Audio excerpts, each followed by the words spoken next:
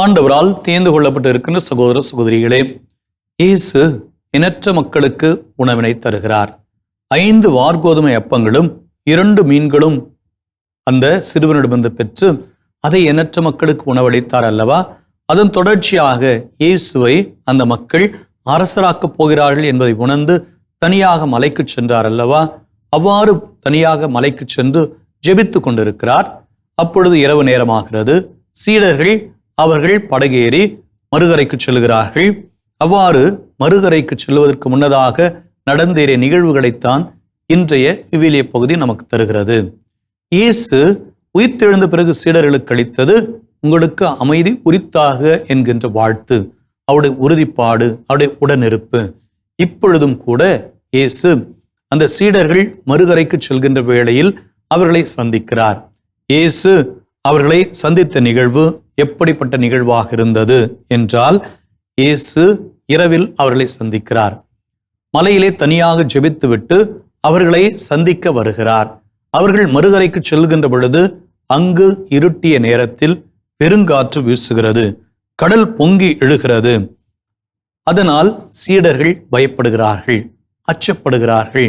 அவர்கள் கவலையுற்றிருக்கிற தருணத்தில் இயேசு அவர்களை சந்திக்கிறார், அவர்களை நெருங்கி வருகிறார். அவ்வாறு இயேசு அவரிடம் வருகின்ற பொழுது சீடர்கள் ஏற்கனவே கடல் கொந்தளிப்பினாலும் பெருங்காற்றினாலும் அவர்கள் அச்சமுற்றிருக்கிறார்கள். தங்கள் உயிருக்கு உத்தரவாதம் இல்லை என்கின்ற நிலையில் இருக்கின்ற பொழுது இயேசு அவர்களுக்கு அவர் தருகின்ற ஆறுதல் மிக்க வாழ்வுக்குரிய செய்தி, நான் தான், அஞ்சாதீர்கள் என்கிறார். நான் தான், அஞ்சாதீர்கள் என்பது மிக முக்கியமான வார்த்தைகள்.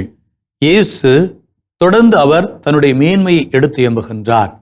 நான் தான் என்கின்ற வார்த்தை விவிலியத்தில் பழைய ஏற்பாட்டு பாணியில் கடவுள் சொல்லுகிற வார்த்தை. நான் தான் என்கின்றது கடவுள் தன்னை வெளிப்படுத்துவது. இங்கு இயேசுவும் தொடர்ந்து சீடர்களுக்கு தன்னை வெளிப்படுத்துகிறார். நான் தான் என்கின்ற பொழுது சீடர்கள் இயேசுவை அறிந்து கொள்கிறார்கள், இயேசுவின் மேன்மையும் உணர்ந்து கொள்கிறார்கள். ஏற்கனவே இயேசு விண்ணிலிருந்து வந்தவர், கடவுளின் மகன் என்கின்ற வெளிப்பாடுகளை யோவான் நற்செய்தி தொடர்ந்து தருகின்ற வேளையில் இங்கு நான் தான் என்கின்ற இறை வார்த்தையும் இத்தகைய புரிதலை யோவானுடைய சமூகத்திற்கும் இந்த விவிலிய பகுதிகளை வாசிக்கின்றவர்களுக்கும் எளிதான முறையில் புரிந்து கொள்ளும்படியாகவும் செய்கிறது.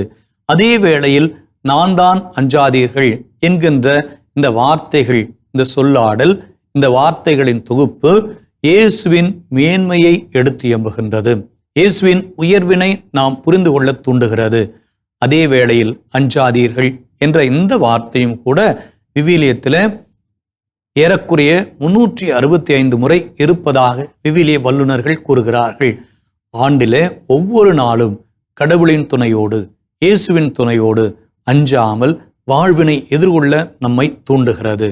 இப்படிப்பட்ட பின்புலத்தில் நான் தான், அஞ்சாதீர்கள் என்றும் இயேசு சீடர்களை பெருங்காற்று வீசுகின்ற பொழுது, கடல் கொந்தளிப்பின் பொழுது சந்தித்தார் என்கிற நிகழ்வில இயேசு படகில் ஏறினாரா என்றால் இல்லை. அதற்குள்ளதாக மறுகரை வந்தடைந்து விட்டார்கள். இந்த பகுதி புதிய ஏற்பாட்டில் ஒத்தமைவு நற்செய்தி, மத்தேயு, மார்க்கு, லூக்கா நற்செய்திகளில் இருக்கின்ற பகுதிகளோடும் தொடர்புடையதாக பகுதியாக இருக்கிறது. இங்கு இயேசுவை அவர்கள் படகில் ஏற்றுக்கொள்ள விரும்புகிறார்கள். அதற்குள்ளதாகவே மறுகரை வந்தடைகிறது. இங்கு இயேசு அவர்களை தேடி வந்தார்.